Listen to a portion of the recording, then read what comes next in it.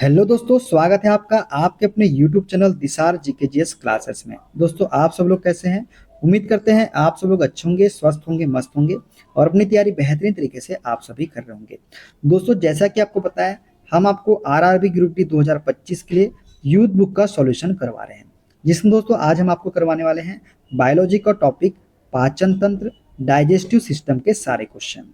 दोस्तों, इसके पहले हमने बहुत सारे वीडियो आपके लिए करवा दिए हैं और सभी की प्लेलिस्ट भी हमने आपके लिए बना दी है। और दोस्तों, हमने प्रैक्टिस सेट भी आपके लिए स्टार्ट कर दिया है, जिससे आप अपनी तैयारी को जान पाएंगे कि आप कितने क्वेश्चन 25 में से सही कर पा रहे हैं। तो आप प्रैक्टिस सेट जरूर लगाइएगा जो हम आपको करवा रहे हैं। दोस्तों, वीडियो अच्छा लगे वीडियो को लाइक कर दीजिएगा, शेयर कर दीजिएगा, कमेंट कर दीजिएगा। चैनल पे नए हैं चैनल को सब्सक्राइब करके बेल आइकन को प्रेस कर लीजिए पल पल की अपडेट के लिए। दोस्तों, हमसे जुड़ने के लिए, क्लास के अपडेट के लिए आप हमारा टेलीग्राम चैनल ज्वाइन कर सकते हैं। टेलीग्राम चैनल का लिंक मैंने डिस्क्रिप्शन बॉक्स में आपको दे दिया है। चलिए दोस्तों, देर ना करते हुए स्टार्ट करते हैं आज का अपना सेशन। दोस्तों, आज हम पढ़ेंगे मानव शरीर, ह्यूमन बॉडी के बारे में, जिसमें आज हमारा पहला टॉपिक होने वाला है पाचन तंत्र, डाइजेस्टिव सिस्टम। इसके जितने भी question railway group D exam में पूछे गए हैं दोस्तों, सारे हम इस वीडियो में कवर करने वाले हैं। देखते हैं दोस्तों, पहला क्वेश्चन। पित्त रस के कार्य नीचे दिए गए हैं, उस विकल्प का चयन करें जो पित्त रस के कार्य से संबंधित नहीं है। तो दोस्तों, जो पित्त रस के कार्य से संबंधित नहीं है वो है ऑप्शन नंबर बी वाला। इसमें प्रोटीन को पचाने वाला एंजाइम होता है जो प्रोटीन के पाचन में सहायक होता है। ये पित्त रस के कार्य से संबंधित नहीं है। बात करें पहले ऑप्शन की, तो यह अग्नाशयी एंजाइमों की क्रिया के लिए भोजन को क्षारीय माध्यम प्रदान करता है। ये पित्त रस का कार्य है। ऑप्शन सी की बात करें तो यह अग्नाशयी एंजाइमों की क्रिया की दक्षता को बढ़ाता है। ये भी सही पित्त रस का कार्य है। यह बड़ी वसा गोलिकाओं को छोटी वसा गोलिकाओं में विघटित करता है। ये भी पित्त रस का कार्य है। ठीक है, देखते हैं एक्स्ट्रा फैक्ट के बारे में। तो पित्त रस में प्रोटीन पाचक एंजाइम नहीं पाया जाता है और ना ही ये प्रोटीन के पाचन में सहायक होता है, अतः विकल्प बी क्या है, सही है। ठीक है, देखते हैं अगला क्वेश्चन। निम्न में से क्या आहार नाल में अम्लीय आहार को क्षारीय में परिवर्तित करता है? तो दोस्तों, इसका राइट आंसर हो जाएगा ऑप्शन नंबर सी, पित्तरस। पित्तरस जो है दोस्तों, ये आहार नाल में अम्लीय आहार को क्षारीय में परिवर्तित करता है। पित्तरस की बात करें दोस्तों, तो पित्तरस प्रत्यक्ष रूप से भोजन के पाचन में भाग नहीं लेता है, लेकिन इसमें विभिन्न प्रकार के रसायन होते हैं जो पाचन क्रिया में सहायक होते हैं। पित्तरस के महत्वपूर्ण कार्य है, यह अमाशय से आए भोजन के अम्लीय प्रभाव को क्षारीय बनाता है।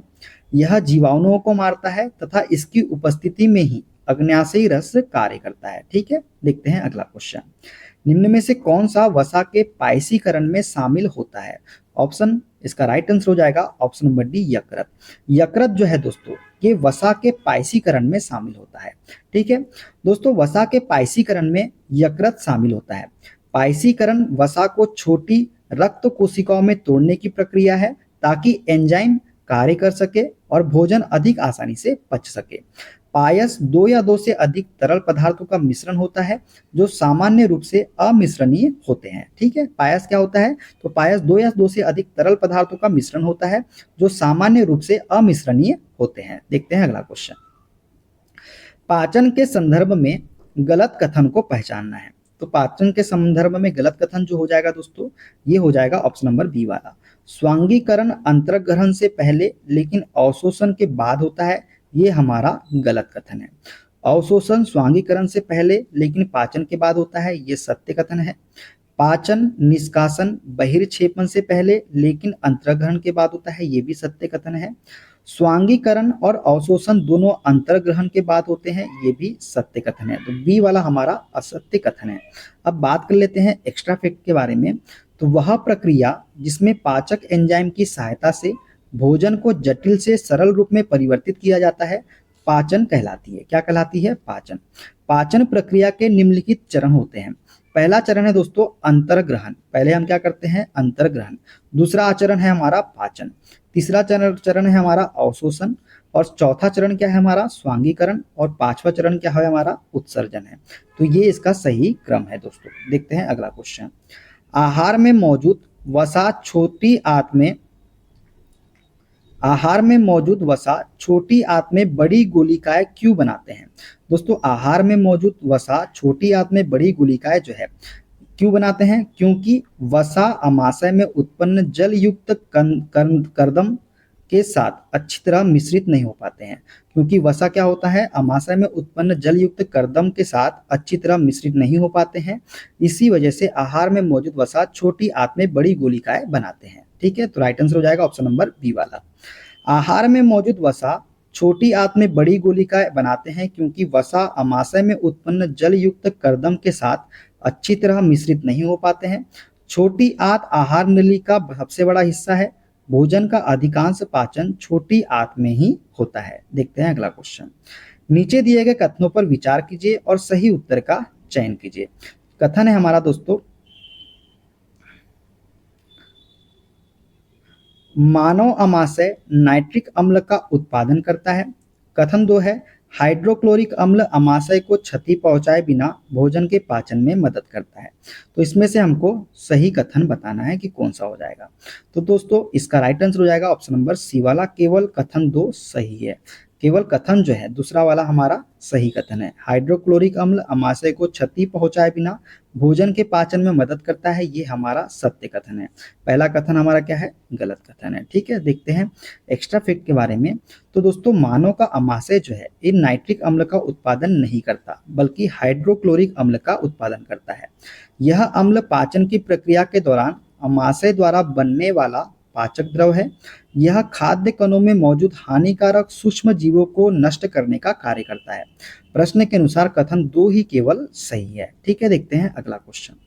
मनुष्य के छोटी आंत में मौजूद अंकुरों विली की कुछ विशेषताएं नीचे दी गई है। पहला, ये बहुत पतली दीवारों से लगी हुई अंगुली नुमा संरचनाएं है। दूसरा, ये एक बड़ा सतही क्षेत्रफल प्रदान करती है। तीसरा है, इनमें भोजन के पारण के लिए छोटे छोटे छिद्र होते हैं। चौथा है दोस्तों हमारा, रक्त कोशिकाओं द्वारा भरपूर आपूर्ति कौन से विकल्प अंकुरों को भोजन का अवशोषण करने में सक्षम बनाने वाली विशेषताओं को दर्शाते हैं। तो इसमें से बताना है कौन से विकल्प जो है अंकुरों को भोजन का अवशोषण करने में सक्षम बनाने वाली विशेषताओं को दर्शाते हैं। तो ये हो जाएगा 1, 2 और 3 कथन, मतलब पहला, दूसरा और तीसरा कथन। पहला कथन क्या, ये बहुत पतली दीवारों से लगी हुई अंगुली नुमा संरचना है। दूसरा, ये एक बड़ा सतही क्षेत्रफल प्रदान करती है। और तीसरा, इनमें भोजन के पारण के लिए छोटे छोटे छिद्र होते हैं। ये तीनों ही सत्य कथन है। ठीक है, देखते हैं अगला क्वेश्चन। कार्बोहाइड्रेट, प्रोटीन और वसा का पूर्ण पाचन कहाँ होता है? दोस्तों कार्बोहाइड्रेट, प्रोटीन और वसा का पूर्ण पाचन जो है ये छोटी आंत में होता है। कहाँ होता है? छोटी आंत में। दोस्तों कार्बोहाइड्रेट, प्रोटीन और वसा का पूर्ण पाचन जो है ये छोटी आंत में होता है। छोटी आंत पाचन तंत्र का एक महत्वपूर्ण उपांग है।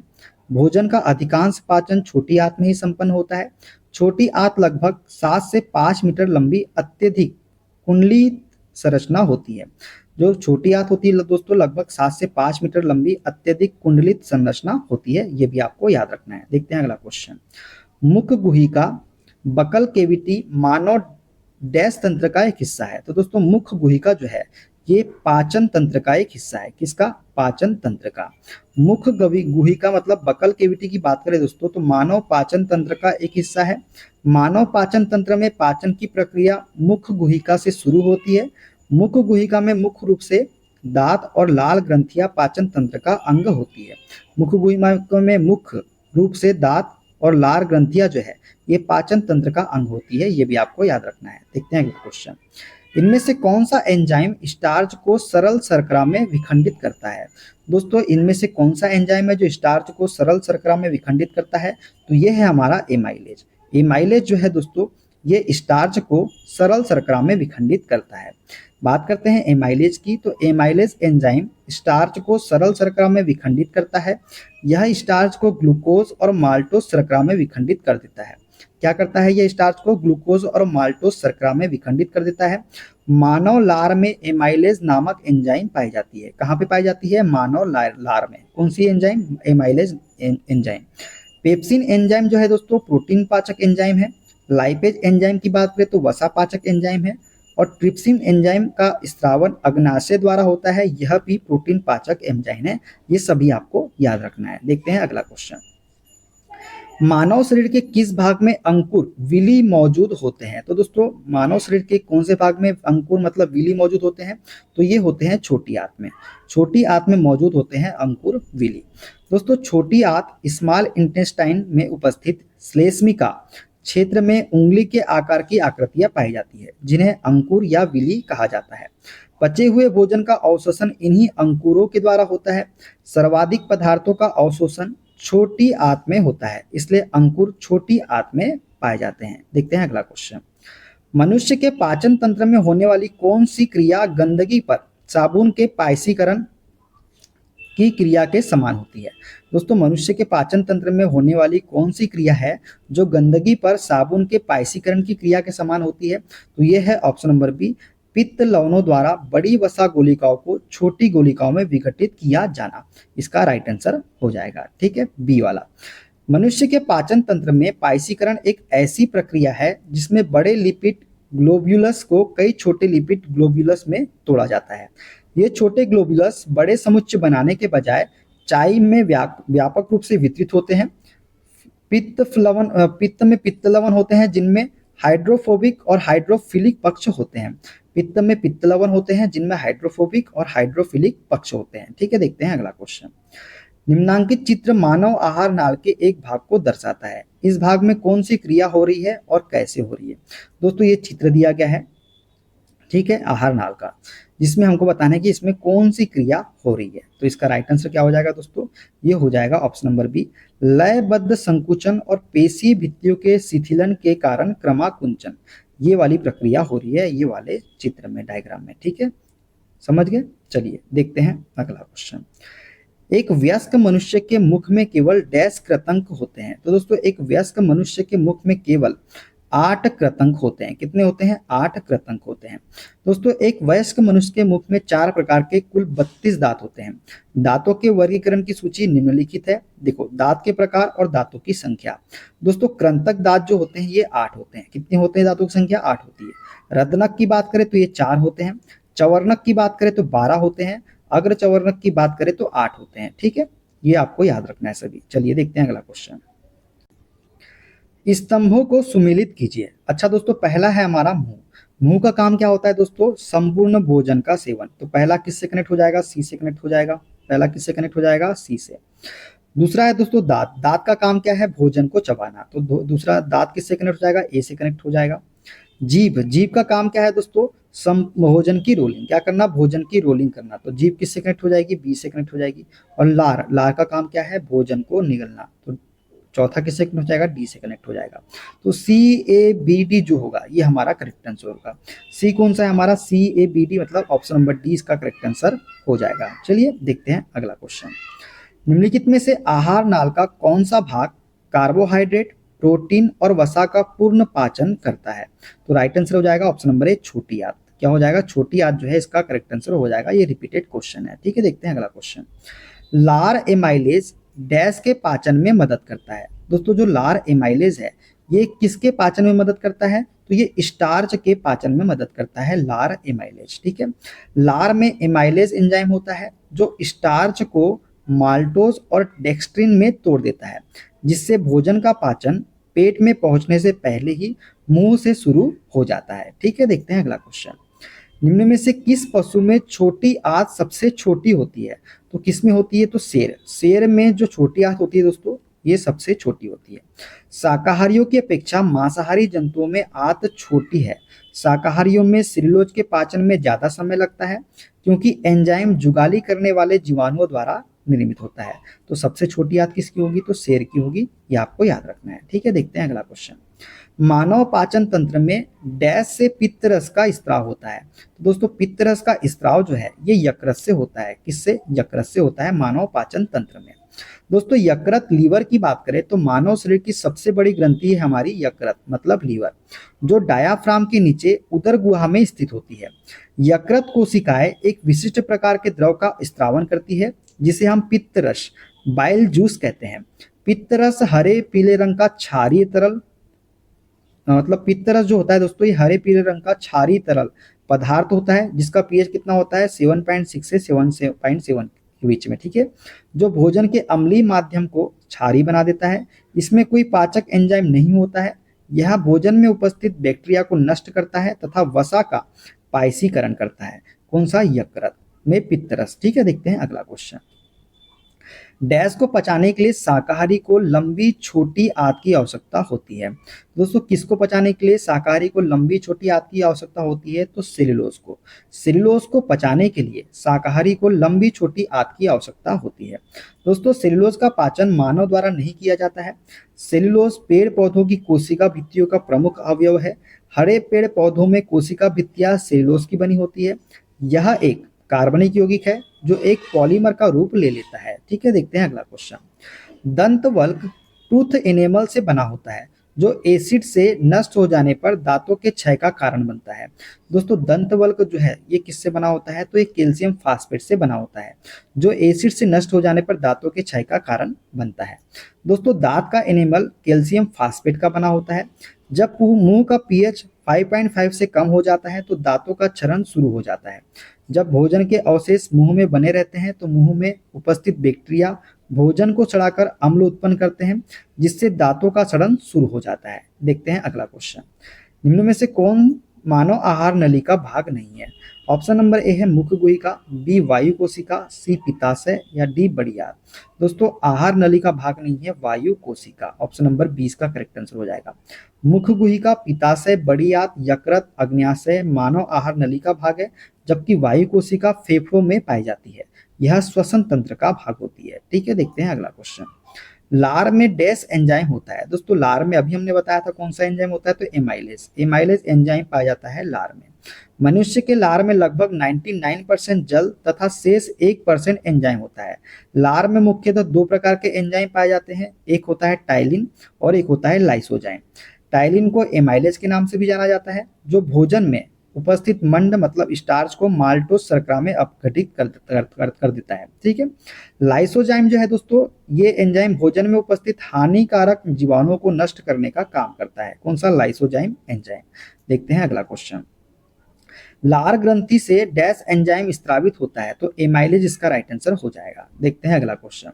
पाचन के बाद कार्बोहाइड्रेट को परिवर्तित कर दिया जाता है। दोस्तों पाचन के बाद कार्बोहाइड्रेट को जो है ये किस में परिवर्तित कर दिया जाता है? तो ग्लूकोज में परिवर्तित कर दिया जाता है पाचन के बाद कार्बोहाइड्रेट को।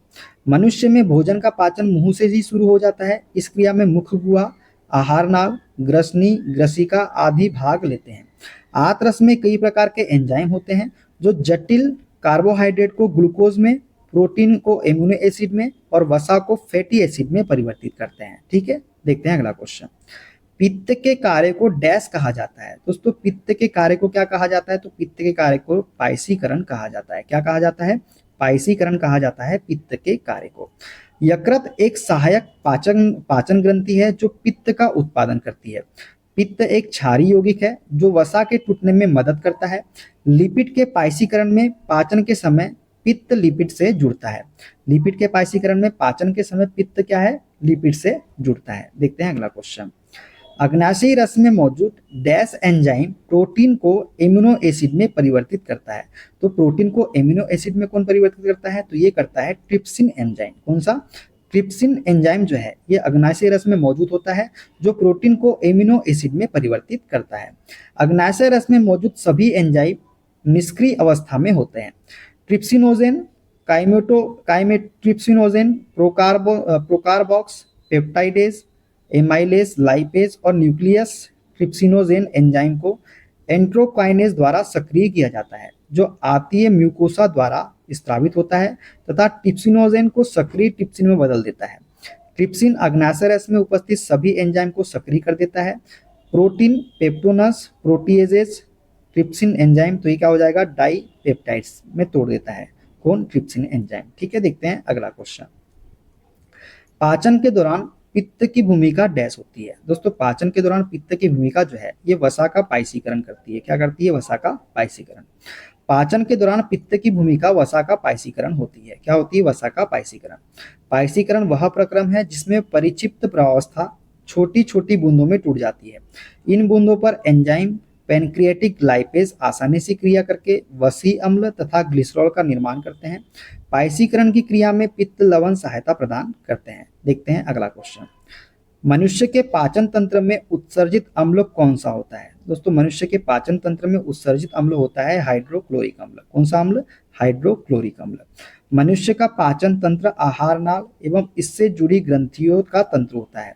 आहार नाल मुख गुहा, ग्रसनी, ग्रासनली, आमाशय, छोटी आंत एवं बड़ी आंत की संयुक्त संरचना होती है, जबकि यकृत एवं अग्न्याशय आहार नाल से जुड़ी पाचन ग्रंथियां हैं। मनुष्य के पाचन तंत्र में हाइड्रोक्लोरिक अम्ल उत्सर्जित होता है। आमाशय की ऑक्सीटिक कोशिकाएं HCl का स्त्राव करती है, जो टाइलिन की क्रिया को रोकता है और भोजन को अम्लीय बनाता है। यह भोजन के हानिकारक जीवाणुओं को मारता है एवं एंजाइम को भोजन पर क्रिया करने के लिए उत्तेजित करता है। देखते हैं अगला क्वेश्चन। गले में डैश के छल्ले मौजूद होते हैं। दोस्तों गले में जो है उपास्थि के छल्ले मौजूद होते हैं। किसके? उपास्थि के। उपास्थि मानव शरीर एवं अन्य प्राणियों में पाए जाने वाला लचीला संयोजी ऊतक है। यह हमारी मज्जा में उपस्थित कॉन्ड्रोसाइट्स कोशिकाओं से बने होते हैं। कान की हड्डी, नाक की हड्डी, गले की हड्डी, अस्थियों के जोड़ आदि उपास्थि के बने होते हैं। उपास्थि शरीर के ऊतकों को मजबूत बनाने का काम करते हैं। ये हमारे शरीर के जोड़ों को लचीला भी बनाता है। इसकी उपस्थिति के कारण हमारे शरीर के कई अंग सुचारू रूप से काम करते हैं। ठीक है, देखते हैं अगला क्वेश्चन। भोजन के पाचन की प्रक्रिया के दौरान होने वाले ऊर्जा परिवर्तन के प्रकार को बताइए।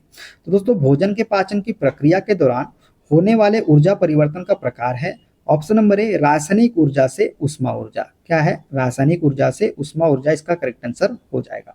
दोस्तों भोजन पाचन की प्रक्रिया के दौरान होने वाला ऊर्जा परिवर्तन रासायनिक ऊर्जा से उष्मा ऊर्जा में होता है। ठीक है, देखते हैं अगला क्वेश्चन। मानव में भोजन और हवा के लिए सामान्य मार्ग है। तो दोस्तों मानव में भोजन और हवा के लिए सामान्य मार्ग है हमारा ग्रसनी। कौन सा? ग्रसनी जो है भोजन और हवा के लिए सामान्य मार्ग है हमारे शरीर में। ग्रसनी आहार और वायु दोनों के लिए उभयनिष्ठ मार्ग है। ग्रसनी कंठ द्वारा श्वास नली में खुलती है।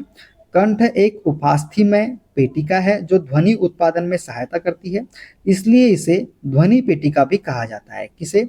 कंठ को। कंठ को जो है ध्वनि पेटिका भी कहा जाता है। ठीक है, याद रखिएगा आप। देखते हैं अगला क्वेश्चन। यकृत डैश कार्य करता है। दोस्तों यकृत जो है क्या कार्य करता है? तो यकृत जो है पाचन का कार्य करता है। किसका कार्य? पाचन का।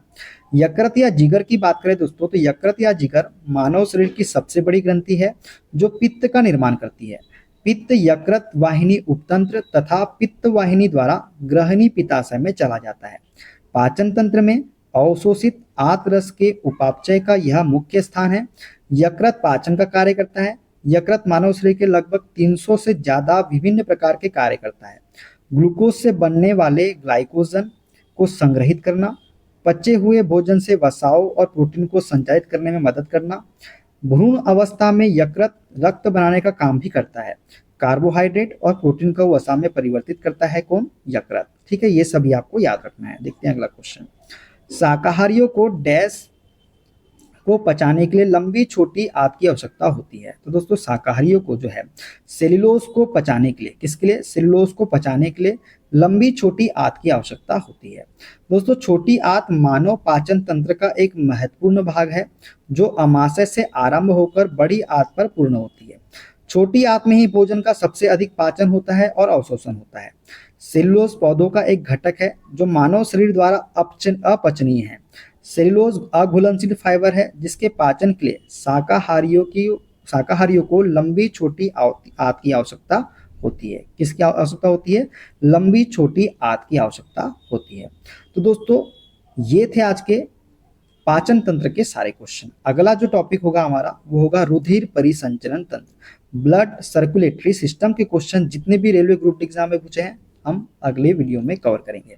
वीडियो कैसा लगा कमेंट बॉक्स में जरूर बताइएगा। वीडियो अच्छा लगे वीडियो को लाइक कर दीजिए, शेयर कर दीजिए, कमेंट कर दीजिए। चैनल पे नए हैं चैनल को सब्सक्राइब करके बेल आइकन को प्रेस कर लीजिए। ठीक है, मिलते हैं अगले वीडियो में दोस्तों। अपना ख्याल रखिए। Okay, bye bye, take care.